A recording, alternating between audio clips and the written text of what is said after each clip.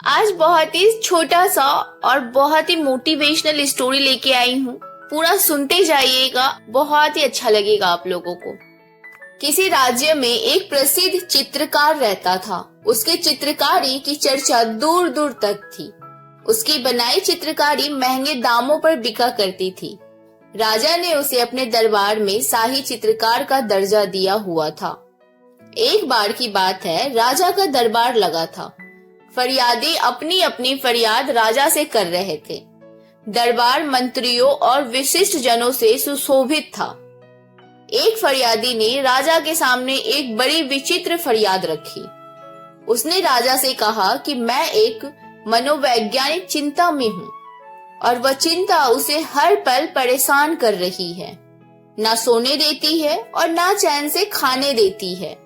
अगर इसका समाधान नहीं निकाला गया तो वह अपने प्राण त्याग देगा।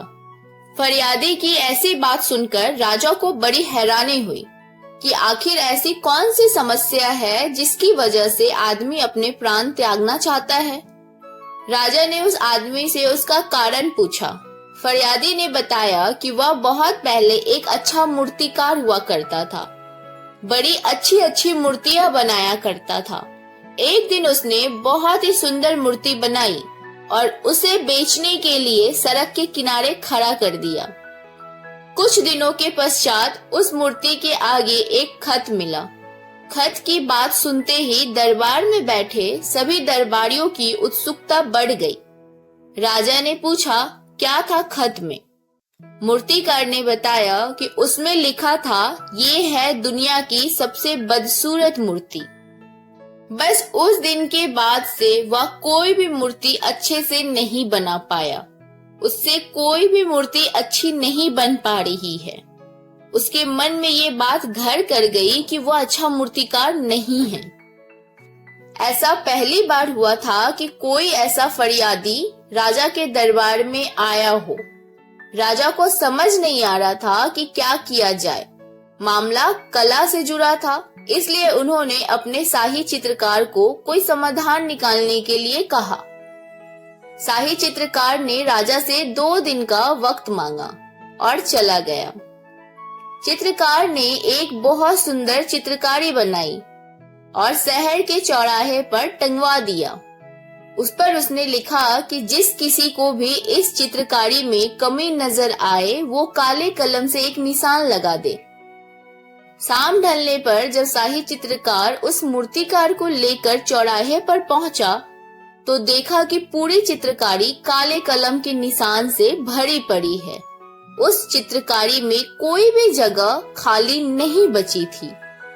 मूर्तिकार को कुछ भी समझ नहीं आ रहा था कि आखिर चित्रकार करना क्या चाहता है।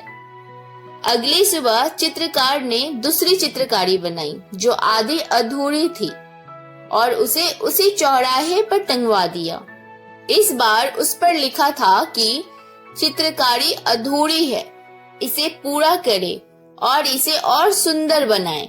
उसी शाम को चित्रकार मूर्तिकार को लेकर वहां पहुंचा तो देखा कि चित्रकारी सुबह की तरह आधी अधूरी ही टंगी है।